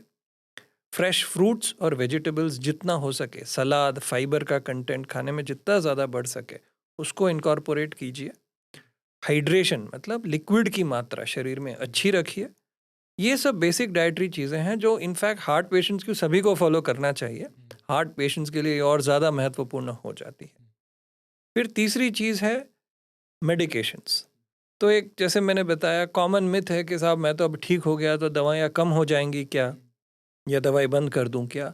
ये एडवाइस डॉक्टर्स से ही लें, अपने ट्रीटिंग डॉक्टर्स से ही लें कि कौन सी मेडिसिन कब बंद करनी है, कौन से डोजेस में लेनी है। बट आप इतना ज़रूर याद रखें कि अगर आपका बाईपास हुआ है या स्टेंट गिरा है या आपके ब्लॉकेजेस डिटेक्ट हुए हैं, तो आपको मोटा मोटा लाइफ टाइम से दवाइयाँ लेते रहना पड़ेगा। अभी आपने बताया डायबिटीज़ का। क्या डायबिटिक जो पेशेंट है, जो भी हार्ट पेशेंट नहीं है, उनके चांसेज़ है हार्ट पेशेंट बनने के? एब्सोल्युटली। कैसे? तो मॉडिफाइबल रिस्क फैक्टर्स में जैसे मैंने बताया, diabetes is one of the most important things. Diabetes बहुत एक बहुत स्पेक्ट्रम वाली बीमारी है। डायबिटीज़ का बहुत वाइड स्प्रेड इम्पैक्ट है, वो शरीर के सारे ही अंगों में कुछ हुँ। ना कुछ असर छोड़ जाता है। आपने सुना होगा डायबिटीज़ में मोतियाबिंद होने की संभावना बढ़ जाती है, डायबिटिक रेटाइनोपैथी होता है, न्यूरोपैथी होता है, पेरिफेरल न्यूरोपैथी, हुँ। जितनी नसें हैं आर्टेरियोपैथी होता है। मतलब जितनी भी नसें हैं, तो डायबिटीज़ एक ऐसा मेटाबॉलिक बीमारी है जिसका इम्पैक्ट सभी शरीर के अंगों में पड़ता है। ये वो पेशेंट्स होते हैं जिनमें किडनी प्रॉब्लम्स होने की संभावना ज़्यादा होती है, इन्फेक्शंस होने की संभावना ज़्यादा हुँ। होती है। तो इसीलिए diabetics are at a higher risk for heart disease as well. और डायबिटीज़ के बारे में एक टिपिकल जो चीज़ है मैं हाईलाइट करना चाहूँगा वो ये है कि डायबिटिक्स को बहुत बार सिम्टम्स डेवलप नहीं होते हैं जैसे नॉर्मल पेशेंट को। हुँ। तो पेशेंट्स को जैसे चेस्ट पेन, हमारे दिमाग में एक छवि बनी हुई है कि मुझे हार्ट डिजीज़ होगा बाई या अटैक पड़ेगा तो छाती में दर्द होगा या एंजाइना होगा जब मैं काम करूँगा, उसी से मुझे इंडिकेशन मिलेगा कि मुझे हार्ट डिजीज़ है। लेकिन डायबिटीज़ में कई बार ऐसे सिम्टम्स ओवर्टली नहीं मैनिफेस्ट होते हैं और डायबिटिक्स के सिम्टम बहुत ही सटल होते हैं। जैसे कई बार पेशेंट बोलता है मैं यूजुअली थक जाता हूँ, जो काम मैं पहले आसानी से कर सकता था वो करने में अब मुझे दिक्कत आती है, या हांफनी हो जाती है, या खाने के बाद उसे पेट फूला सा लगता है, भूख बहुत ज़्यादा नहीं लगती है, कुछ बेचैनी सी होती है। So what I am trying to highlight here, diabetes में टिपिकल चेस्ट पेन ना होना एक नॉर्मल सी है।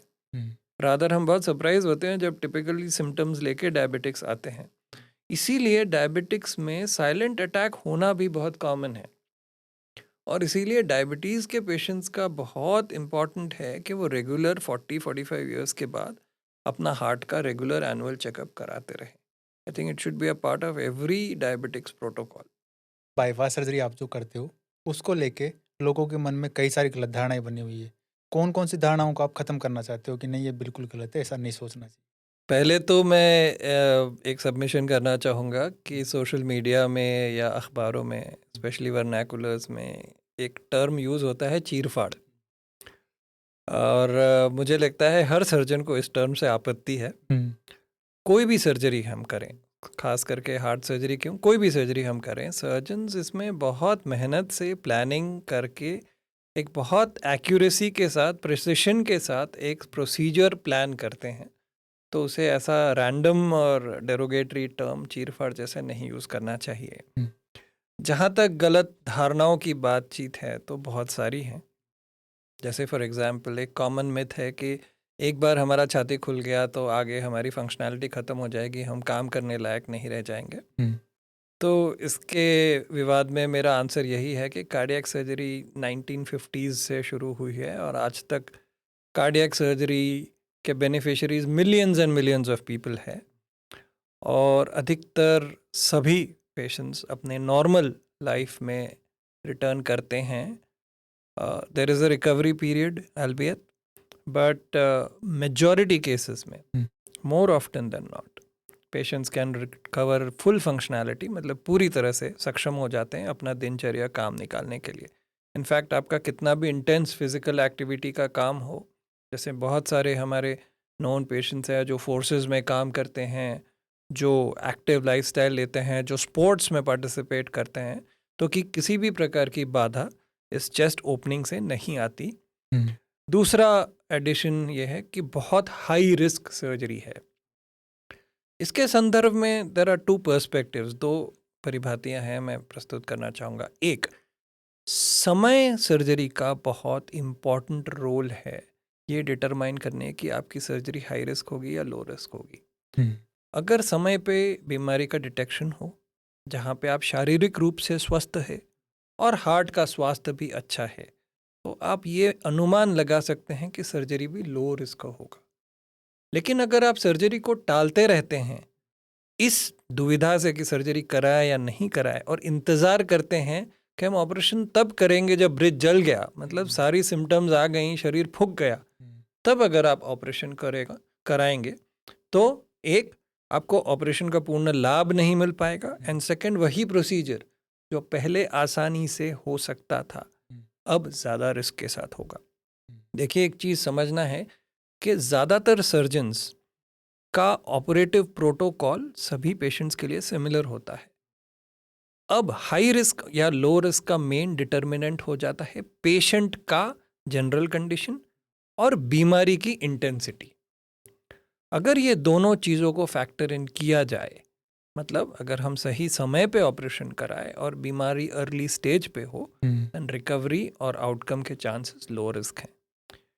ज़्यादातर सर्जरीज जो इलेक्टिवली की जाती हैं, मतलब प्लानिंग के साथ की जाती हैं, का एवरेज रिस्क दुनिया भर के आंकड़े आजकल 1 से 2% से कम रिस्क में है। जैसे आपने अभी हार्ट सर्जरी के बारे में बताई, तो एक तो आपने बताया बाईपास, दूसरा आपने बताया वॉल्व रिप्लेसमेंट। वॉल्व रिप्लेसमेंट में क्या होता है? देखो, इंडिया में एक बहुत यूनिक बीमारी है जो स्पेसिफिक है हमारे इंडियन पॉपुलेशन, यंग पॉपुलेशन में, और ये डिज़ीज़ जो है ज़्यादातर साउथ ईस्ट एशियन कंट्रीज़ में ही प्रचलित है अभी भी, and India is still one of the more countries जहाँ पे ये डिज़ीज़ अभी भी प्रीवेलेंट है। इसको हम रूमेटिक हार्ट डिज़ीज़ बोलते हैं। बेसिकली ये एक प्रकार का इन्फेक्शन है जो यंग एज में शुरू होती है, और ये धीरे धीरे शरीर के जोड़ों को या शरीर के वाल्व्स को अफेक्ट करती हैं, और उससे वाल्व में या तो सिकुड़न या लीकेज या दोनों कॉम्बिनेशन में डेवलप हो जाता है। So this is one reason. Second is age related. जैसे उम्र के साथ साथ हमारे वाल्व्स में कैल्शियम, मतलब चूना, जम सकता है, और वाल्व्स के ओपनिंग और क्लोजर में रुकावट या लीकेज अगेन उसके कारण डेवलप हो सकती है। Third, infections.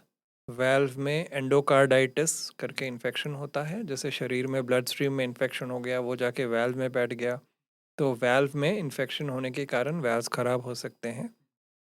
तो ये कुछ कॉमन रीजंस हैं जिसमें पेशेंट्स वैल्व रिलेटेड डिसऑर्डर्स या वैल्व रिलेटेड प्रॉब्लम्स लेके हमारे पास आते हैं। और हमारा उद्देश्य होता है कि ए, या तो हम इन वैल्व्स को रिपेयर करें, या बी, इन वैल्व्स को बदल दिया जाए। हम्म, तो अगर हम वैल्व बदलने की बात करते हैं, स्पेसिफिकली यंग पेशेंट्स जिनको रूमेटिक हार्ट डिजीज़ है, जिनके वैल्व्स बहुत डिसफिगर्ड और बहुत ही स्ट्रक्चरली एबनॉर्मल हो जाते हैं, जिनमें रिपेयर मुश्किल होता है, तो उनमें हम वैल्व रिप्लेस करते हैं। अब यंगर पेशेंट्स में वैल्व जो हम रिप्लेस करते हैं, वो प्रोस्थीसिस जो है वो कार्बन, पायरोलाइट कार्बन करके एक मेटल है, उसका बनाया जाता है। वेराज जो बुजुर्ग पेशेंट्स होते हैं more than the age of 60-65, hmm, उनमें अगर हमें वैल्व बदलने की आवश्यकता पड़ती है, तो उनमें एक डिफरेंट कैटेगरी ऑफ वैल्व जिसको हम टिश्यू वैल्व्स बोलते हैं। तो हम टिश्यू से बना हुआ, एनिमल टिश्यू से बना हुआ वैल्व्स यूज़ कर सकते हैं। अब एनिमल टिश्यू में मुख्यतः दो प्रकार के वैल्व्स आते हैं। एक होता है बोवाइन, मतलब जो काऊ के पेरिकार्डियम, मतलब हार्ट की चारों तरफ की जो परत होती है, उससे बनाया जाता है। या पोर्साइन, मतलब पिग, पिग के वैल्व से निकाल के हमारे ह्यूमन वैल्व के शेप में आर्टिफिशियल वैल्व बनाया जाता है। हम्म, सो अल्टीमेटली जब हमें ये वैल्व्स को बदलना है, तो हम ये ख़राब वैल्व बाईपास मशीन में जाके हार्ट को रोकते हैं, ख़राब वैल्व को काट के निकाल देते हैं, और उसकी जगह ये आर्टिफिशियल प्रोस्थेसिस लगा सकते हैं। तो इसमें एज कितनी होती है, इसके बाद में इसकी पेशेंट की एज कितनी बढ़ जाती है, इंक्रीज हो जाती है? सो अगेन तुम्हें ये चीज़ समझना होगा कि कोई भी बीमारी का इलाज इनफाइनाइट तक नहीं है। जैसे फॉर एग्जांपल आप यंग पेशेंट में कार्बन का वाल्व डालते हो, तो चलो आपने बीमारी तो ख़त्म कर दी, लेकिन अब वाल्व को मेंटेन करने की जिम्मेदारी वाली बीमारी आपने अपना ली। सो अल्टीमेटली कोई भी हार्ट कंडीशन में मेंटेन करना बहुत ज़रूरी है। हम्म, जैसे कार्बन के वाल्व्स के दौरान पेशेंट्स को लाइफ लॉन्ग ब्लड थिनर लेने की आवश्यकता पड़ती है। और आप जानते हैं कि ब्लड थिनर्स अगर आप लोगे तो खून गाढ़ा या पतला होगा, तो इसके लिए आपको रेस्ट्रिक्शंस में रहना होगा। कुछ डाइटरी रेस्ट्रिक्शंस है, कुछ एक्टिविटी के रेस्ट्रिक्शंस हैं, plus day to day basis पे आपको डेली ये ब्लड थिनर लेते रहना पड़ेगा। टाइम टू टाइम चेकअप कराते रहना पड़ेगा कि खून ज़्यादा गाढ़ा या ज़्यादा पतला तो नहीं हो गया। हम्म, सिमिलरली अगर हम टिश्यू वैल्व्स की बात करें, हम्म, तो ज़्यादातर टिश्यू वैल्व्स की एक स्पेसिफिक लाइफ एक्सपेक्टेंसी होती है।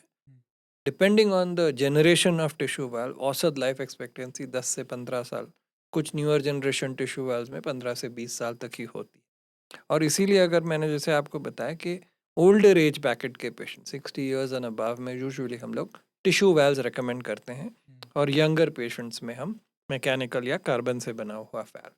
बट अल्टीमेट मैसेज ये भी है कि आपने अपना वाल्व की बीमारी को जड़ से नहीं निकाला, आपने एक प्रॉब्लम को एक दूसरे प्रॉब्लम से रिप्लेस कर दिया। But the good part is, उस खराब वाल्व के कारण जो आपको शारीरिक साइड इफेक्ट्स थे, लार्ज पार्ट तक वो सारा ट्रीटमेंट क्योर हो जाता है।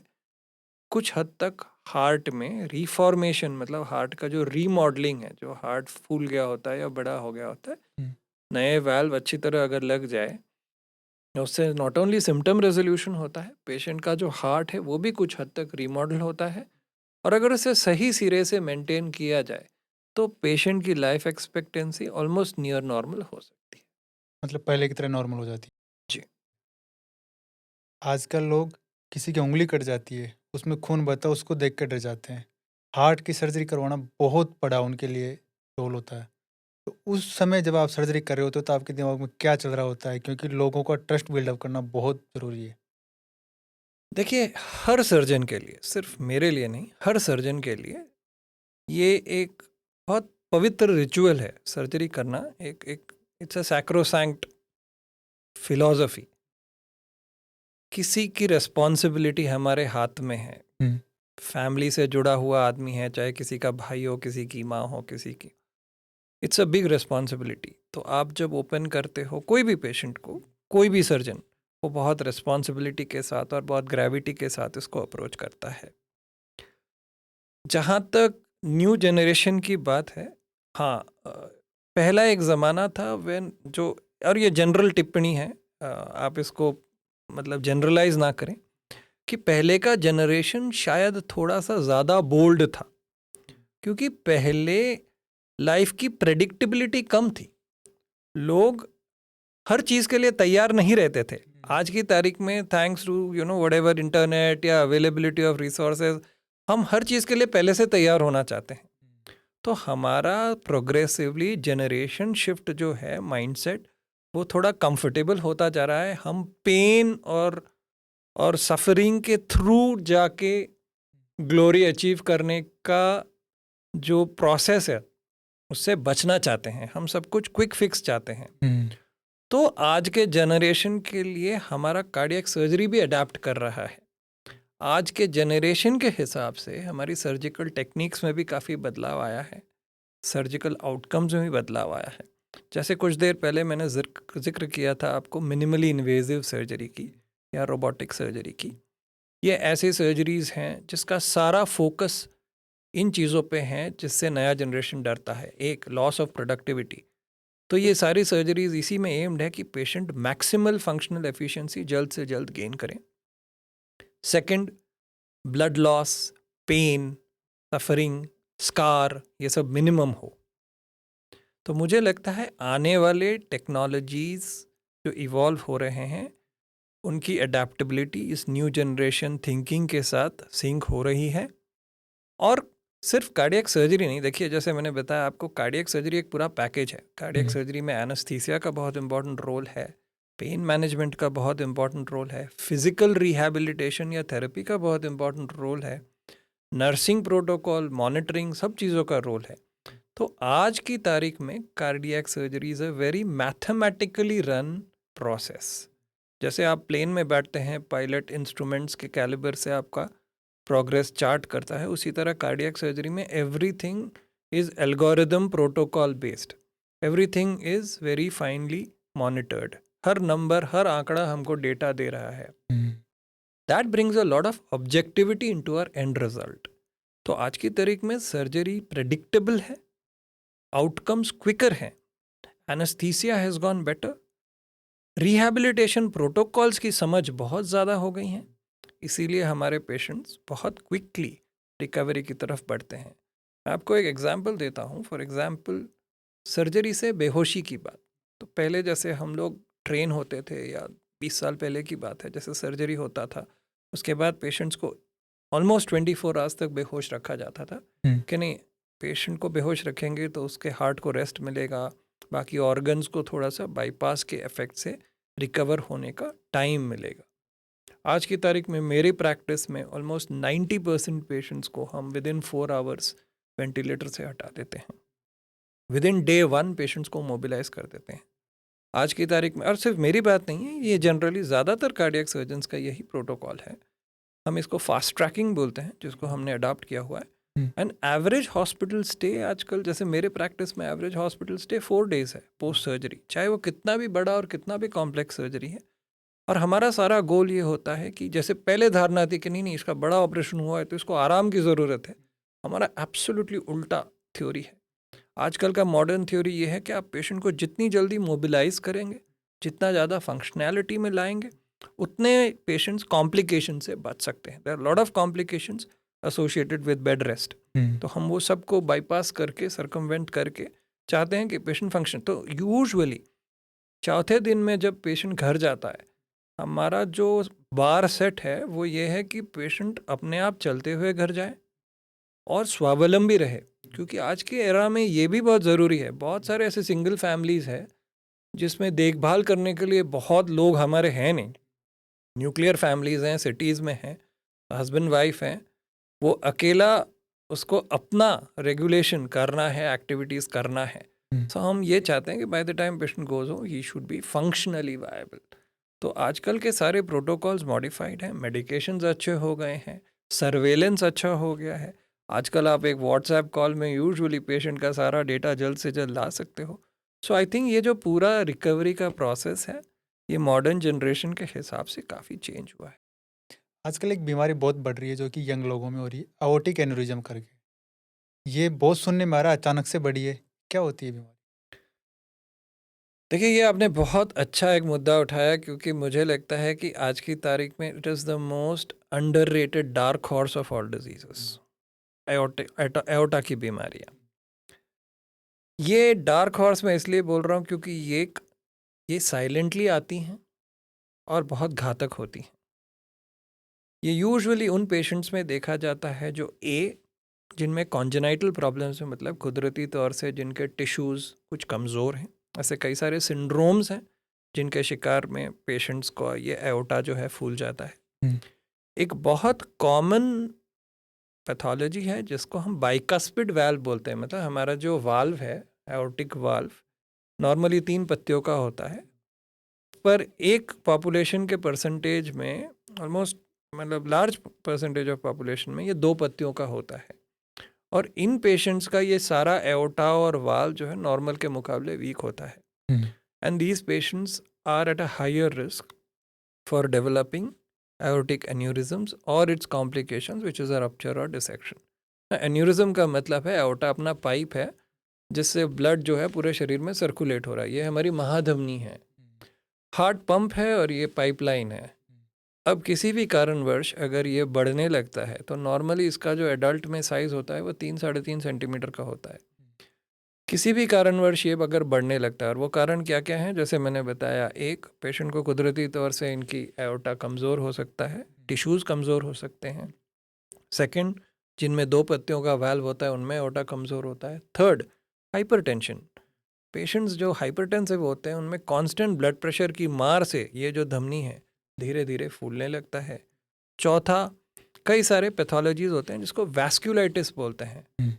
मतलब हमारे शरीर के ही ऑटो इम्यून प्रोसेस से हमारे छोटी छोटी नसों की बीमारियां और धीरे धीरे बड़े नसों की बीमारियां। तो इनके अंतर्गत अयोटा जो है हमारा, ये जो महाधमनी है, ये फूलने लगता है। हम्म, और जब ये 5 सेंटीमीटर डायमीटर से ज़्यादा बढ़ जाता है हम उसको एन्यूरिज्म बोलते हैं। और एन्यूरिज्म का सबसे बड़ा प्रॉब्लम है कि क्योंकि ये फूल गया है, इसकी दीवारें पतली हो गई हैं उसी पाइप की, जो आपकी नॉर्मल होनी चाहिए थी 3 सेंटीमीटर, अब वो हो गया है 5 सेंटीमीटर, उसकी दीवार पतली हो गई है। अगर ब्लड प्रेशर बढ़ता है या शरीर का प्रेशर बढ़ता है ये फट सकता है। और आप सोच सकते हो ये वो मेन पाइपलाइन है जिससे सारी सप्लाई जा रही है, अगर ये फट गया तो फिर यूजुअली ये लीथल होता है। तो ये एओर्टिक एन्यूरिज्म जो है, इसको एओर्टा का फूलना को एन्यूरिज्म बोलते हैं।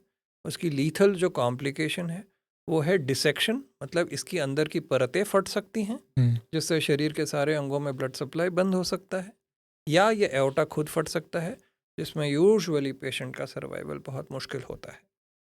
ये जानकारी रखना बहुत ज़रूरी है क्योंकि आज की तारीख में, जैसे मैंने बताया, ये बीमारी ऐसी है जो साइलेंटली आपके बॉडी में डेवलप हो रही है। कई बार हमारे पास यंग पेशेंट्स आते हैं 30s 40s के, जो हाइपरटेंसिव हैं या जिम में वेट लिफ्टिंग कर रहे थे, किसी को बैकग्राउंड का पता ही नहीं कि हमें, है ना, एओर्टा का डिजीज़ है, कभी स्क्रीनिंग नहीं कराया, and then they present in the emergency with an acute catastrophe. And usually जैसे मैंने बताया ये कैटास्ट्रोफी लाइफ थ्रेटनिंग है, इसकी इमरजेंट सर्जरी या कुछ केसेस में स्टेंटिंग करना आवश्यक हो जाता है। But even with the best resources ये बहुत हाई मोर्टेलिटी कंडीशन है। तो इसके बारे में मैं चाहूँगा आप अपने प्लेटफॉर्म के माध्यम से, जैसे आप एडुकेट करें लोगों को, इसके बारे में थोड़ा सा रिसर्च करने के लिए प्रेरित करें, और ख़ास करके यंग पेशेंट्स में अपना ब्लड प्रेशर कंट्रोल और ज़रूरत पड़ने पे एओर्टा की स्क्रीनिंग कराना आवश्यक रखें। इसके सिम्टम्स क्या आते हैं? अगर एओर्टिक एन्यूरिज्म वाल्व के क्षति के साथ जुड़ा हुआ है तो वैल्वुलर सिम्टम्स कई बार प्रोमिनेंट हो जाते हैं। जैसे वाल्व में सिकुड़न है तो पेशेंट को सांस फूलना, चक्कर आना, थकान होना, या पैल्पिटेशंस, हार्ट की गति तेज़ हो जाना, ये हो सकता है। अगर रिगर्जिटेशन मतलब अगर वाल्व लीक करने लगे तभी ये नसें फूल सकती हैं। रिगर्जिटेशन में पेशेंट का हार्ट धीरे धीरे धीरे धीरे काफ़ी समय तक तो एसिम्प्टोमेटिक होता है, और फिर हार्ट धीरे धीरे धीरे भरने लगता है तो हार्ट की फंक्शन कमज़ोर होने लगती है, उससे पेशेंट को सांस में दिक्कत, काम करने में थकावट, ये सब होने लगती हैं। और बहुत बार जैसे मैंने बताया इट्स अ साइलेंट एपिडेमिक, मतलब साइलेंट प्रॉब्लम है, पेशेंट को कोई सिम्टम्स नहीं होते हैं, अचानक से एक दिन पता चलता है कि ये मैसिव कैटास्ट्रॉफी हो गया। और ये सबसे बड़ी दुविधा हो जाती है फैमिली के लिए भी, ये समझ पाना कि कल तक जो 30 साल या 40 साल का बंदा एकदम हेल एंड हार्टी था और सब कुछ कर रहा था, अचानक उसको ऐसे लाइफ थ्रेटनिंग क्या हो गया कि डॉक्टर्स बोल रहे हैं कि दिस इज़ एन इमरजेंसी और अभी मैसिव सर्जरी करना पड़ेगा और उसकी हाई मोर्टेलिटी है। I think this is the biggest problem with aortic aneurysm. इलाज सिर्फ सर्जरी है इसका? डिपेंडिंग ऑन कौन सी नस इन्वॉल्व है, कहाँ से इन्वॉल्व है। अगर आगे की नस है जो हार्ट से जुड़ी हुई है वो इन्वॉल्व है तो हाँ बिल्कुल surgery is the only option. लेकिन अगर पीछे की नस है जिसको हम ये जो एओर्टा है इसको हम यहाँ के भाग को एसेंडिंग, इसको आर्च और नीचे डिसेंडिंग बोलते हैं, तो अगर डिसेंडिंग एओर्टा है उसका डिसेक्शन हो जाता है या एन्यूरिज्म तो उसको हम स्टेंटिंग द्वारा भी मैनेज कर सकते हैं। तो आज की तारीख में आयोटिक पैथोलॉजी एक बहुत वेल डिस्कस्ड सब्जेक्ट है, क्योंकि दुनिया भर में जैसे मैंने बताया यंग पेशेंट्स को होता है तो उसका महत्व बहुत बढ़ गया है। तो इस पे काफ़ी स्टडीज़ और फोकस है। इमर्जिंग टेक्नोलॉजीज़ बहुत सारी हैं जो एओर्टिक में आ रही हैं, तो हमारे पास कई सारे शस्त्र डेवलप हो रहे हैं। Open surgeries are becoming better. Second, जैसे मैंने बताया, स्टेंटिंग। और एक नया टेक्निक जो शायद हमारे सेंटर में यूनिक है वो है हाइब्रिड टेक्निक, जिसमें हम सर्जरी और स्टेंट का कॉम्बिनेशन कर सकते हैं। सर्जरी के दौरान स्टेंटिंग कर सकते हैं, या पहले स्टेंटिंग फिर सर्जरी कर सकते हैं, या पहले सर्जरी करके फिर निचले हिस्से पे स्टेंटिंग कर सकते हैं, जिसमें कार्डियोलॉजिस्ट या इंटरवेंशन के जो स्पेशलिस्ट होते हैं वो और कार्डियक सर्जन्स मिल के ये प्रोसीजर्स करते हैं। So now hybrid procedures are also another modality which are taking form. हम बचपन से सुनते आ रहे हैं, कई बार अचानक से लोग हम सुनते हैं कि दिल में छेद हो गया उसके। क्या होता है सर इसके अंदर? मतलब ज़्यादातर केसेस में जो होते हैं वो बचपन से एक डेवलपमेंटल कॉन्जेनाइटल एनॉमली है। मतलब माँ की कोख से जब हार्ट का विकास हो रहा होता है फीटस के अंदर, तभी ये डिफेक्ट बन जाते हैं, और बालक जब बर्थ होता है नियोनेट, तभी ही ये प्रॉब्लम्स होती हैं। मतलब दे कम विद दीज प्रॉब्लम्स। अब जो छेद है हार्ट के अंदर वो हार्ट के मेनली पर्दे के अंदर छेद होती हैं। पर्दे में छेद मतलब हार्ट के जो ऊपरी चेम्बर्स हैं उसको एट्रिया बोलते हैं, तो उसके बीच का जो परत है उसको इंटर एट्रियल सेप्टम बोलते हैं। उसमें अगर छेद हो तो उसको एट्रियल सेप्टल डिफेक्ट या एएसडी बोला जाता है। और नीचे के जो चेम्बर्स हैं, जो वेंट्रिकल्स है, उसके बीच में अगर डिफेक्ट हो तो उसको वेंट्रिकुलर सेप्टल डिफेक्ट हो जाता है। कई और प्रकार के मॉडिफिकेशंस होते हैं इस तरह से, जहाँ पे हार्ट की धमनियों के बीच में भी कनेक्शन या छेद हो सकता है, या धमनियों के साथ चेम्बर्स का भी कनेक्शन हो सकता है। पर जैसे मैंने बताया ज़्यादातर ये सारे कंडीशंस कॉन्जेनाइटल मतलब बाय बर्थ प्रेजेंट होते हैं। लेट एज में जाके छेद डेवलप करना एक बहुत रेयर और कैटास्ट्रॉफिक कंडीशन है, जो हो सकता है तब, जैसे एडल्ट एज में अगर आपकी कोई नस ब्लॉक हो गई और आपके जो दिल का पर्दा है उसमें छेद हो गया, जिसको हार्ट अटैक के बाद डेवलप होने वाला छेद है, जिसको पोस्ट एम आई हम वीएसडी बोलते हैं। मतलब ये जो नीचे वेंट्रिकल के चेम्बर थे इसके बीच के पर्दे में होल हो गया क्योंकि आपके हार्ट की नस की सप्लाई बंद हो गई। और ये यूजुअली अगेन एक लीथल कॉम्बिनेशन है, कॉम्प्लिकेशन है, क्योंकि एक तो आपकी नस बंद हो गई तो हार्ट कमज़ोर हो गया, हार्ट अटैक भी पड़ गया, और साथ साथ में फट भी गया, तो क्या हुआ, अचानक सारा ब्लड जो लेफ़्ट साइड में था वो आपके लंग्स में भर आया। तो ऐसे पेशेंट्स का अगेन फिर इमरजेंसी सर्जरी या बहुत रेयर केसेस में डिवाइस क्लोजर करना पड़ता है, अदरवाइज़ ये पेशेंट सर्वाइव नहीं करते। कोई ऐसा पर्सन है जिसको कार्डियक प्रॉब्लम हो चुकी है, उसको नहीं पता कि उसको हो चुकी है, या उसको पता भी है कि उसको हो चुकी है, लेकिन फिर भी वो अपने लाइफस्टाइल में चेंजेस नहीं कर पा रहा है। इस पॉडकास्ट के माध्यम से आप उसको क्या ऐसी बात कहना चाहोगे कि उसको ये चेंजेस ज़रूरी ही ज़रूरी है? देखो, ये हमारे प्रैक्टिस में, हर डॉक्टर के प्रैक्टिस में बहुत कॉमन सिचुएशन है। पेशेंट का बाईपास हो गया या उसके स्टेंट हो गए, जैसे मैंने पहले भी बताया, कुछ दिन तक वो ठीक हो गया, सिम्टम फ्री हो गया, तो उसमें ये सेल्फ ऑफ कॉम्प्लेसेंसी आ गया कि मैं तो ठीक हो गया हूँ, तो वापस अपने पुराने लाइफस्टाइल में वापस चले जाता है। तो ऐसे पेशेंट से मेरी एक ही हिदायत होती है कि सर, आपके डिसिप्लिन में रहने से, आपके लाइफस्टाइल से चेंज करने से मुझे फ़ायदा नहीं है, आप ही को फ़ायदा है। और अगर आप डिसिप्लिन में रहेंगे तो इस फ़ायदे को लंबे समय तक आप ही भोग करोगे। इसीलिए ज़िम्मेदारी शेयर्ड रिस्पॉन्सिबिलिटी है। मेरा काम है आपको दिशा दिखाना, पर रास्ते पे तो चलना आप ही को है। हम्म, चलो सर, पॉडकास्ट के एंड की तरफ चलते हैं। हमारे व्यूवर्स को या लिसनर जो भी सुन रहे हैं, उनको आपकी तरफ से एक हार्ट के लिए हेल्दी डाइट और हेल्दी जो आप लाइफ स्टाइल के लिए कुछ बताना चाहोगे तो क्या होगा आपकी तरफ से, जो आप खुद भी मेंटेन करते हो? मेरा कहने का मैसेज सिंपल है। सबसे पहले आपको थोड़ा-सा सेल्फ अवेयरनेस लाना पड़ेगा। आज की तारीख में बहुत इन्फॉर्मेशन है चारों तरफ, लेकिन उसको प्रोसेस करके अपनाना भी इम्पोर्टेंट है। हम्म, सिर्फ जानकारी रखना इम्पोर्टेंट नहीं। सो मेरा ये रहेगा कि इंडिविजुअल लेवल पे everybody should take up this initiative कि आप अपने जनरल हेल्थ, सिर्फ हार्ट हेल्थ नहीं, जनरल हेल्थ के लिए ध्यान दें। In the sense, one, active रहें। हम्म, किसी भी प्रकार की एक्टिविटी, चाहे आप घर का काम करें कि चाहे आप वॉकिंग करें कि रनिंग करें कि जिम जाएं, one, activity is important. Second, आप हेल्दी हैबिट्स अपनाएं, एक डिसिप्लिन लाइफ जीना, समय से खाना, समय से सोना, मॉडरेशन में खाना, हम्म, अपने आप को अच्छी तरह हाइड्रेटेड रखना, बहुत ज़्यादा शेड्यूल में डिस्क्रिपेंसीज ना लाना, ये सारी चीज़ों को फॉलो करें। Third, practice some form of relaxation और माइंडफुलनेस, क्योंकि आज के एरा में स्ट्रेस या जो हमारे वर्क रिलेटेड प्रॉब्लम्स है उसका अंत नहीं है। In the middle of all this आपको अपने लिए थोड़ा समय निकालना है, थोड़ा सेल्फ लव दिखाना है, थोड़े अपने हैबिट्स, हॉबीज़ को नर्चर करिए, कुछ ऐसा जो आपको कुछ देर के लिए रिलैक्सेशन दे सके। एंड फोर्थ थिंग इज़ कि आप जो भी करें, कंसिस्टेंसी इज़ द की। हमने हम्म, 1 महीना उसको किया और फिर कुछ नतीजा नहीं दिखा तो हमने उसे छोड़ दिया। नतीजा ओवरनाइट नहीं आता। It takes years and years of consistent efforts. So make it a part of your life, make it a way of your living. Let it not be a one-off episode. Let it be the way you live your life. एक छोटी सी चीज़ मेरी तरफ से मैं खुद जानना चाह रहा था, एक कार्डियक सर्जन की लाइफ का रूटीन सुबह से लेकर शाम तक का कैसा होता है?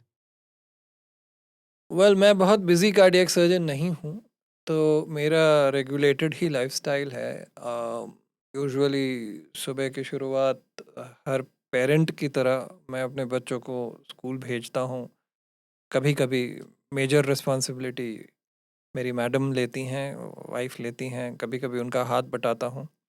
ओकेजनली ब्रेकफास्ट भी बनाता हूँ बच्चों के लिए। यूजुअली 8:30-9 बजे से हमारा ऑपरेटिव स्लॉट शुरू होता है, और ज़्यादातर दिन जब सर्जरीज़ होती हैं तो first half of the day हम सर्जरीज़ में होते हैं। किसी दिन अगर हमें ज़्यादा केसेस करने पड़ते हैं तो बीच में लंच, एक सिंपल सा lunch break, and then either another surgery और patients. Usually by evening we wind down our work. शाम को राउंड्स एक मैंडेटरी है जहाँ पे सारे एडमिटेड पेशेंट्स को हम सॉर्ट ऑफ रिव्यू करते हैं and we draw care plan for the rest of the day. उसके बाद मैं एज अ रूल कुछ समय अपने लिए निकालता हूँ। मैं थोड़ा वर्कआउट करता हूँ।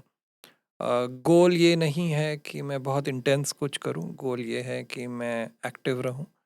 तो मेरा ये रहता है, प्लान रहता है कि मैं वीक में एटलीस्ट 4 to 5 डेज़ कुछ वर्कआउट करूँ, तो 1 घंटा मैं उसमें डेडिकेट करता हूँ अपने वर्कआउट्स के लिए। And then it's back home and family time, whatever time I can spend with my kids, with my wife, with my mother. And then of course at the end of the day I always try to find some me time, जिसमें चाहे वो news देखना हो या चाहे वो Netflix या चाहे कोई किताब पढ़ना हो या चाहे a phone call with any friend. But I try to disengage myself for some time so that I'm ready and up for the next day.